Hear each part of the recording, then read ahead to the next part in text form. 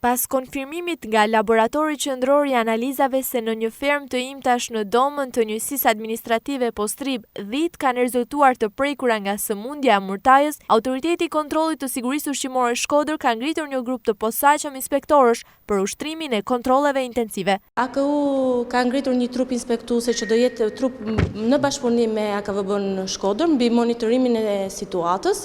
Gjithashtu dhe AKU do të monitorojë të gjithë zonën të përcaktuar për lëvizjen e produktit qumësht edhe mish për sa i përket sigurisë ushqimore. Kjo do jetë në bashkëpunim të AKVMB-s dhe do shikohet dhe do monitorohet situata në vend. Si të shikohet e arsyeshme nga trupat inspektuese të dyja institucioneve, do bëhet edhe monitorimi dhe çdo masë e marrë nga trupat inspektuese. Kontrollet po bëhen në bashkëpunim me Agjencinë Kombëtare të Shërbimit Veterinar. Në fermat të kafshëve të gjalla është detyrim ligjor që i përket AKVMB-s Shkodër.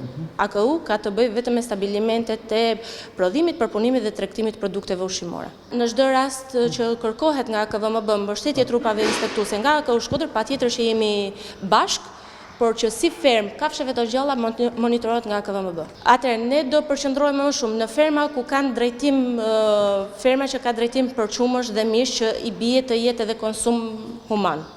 Aty merret përgjegjësia jonë si AKU.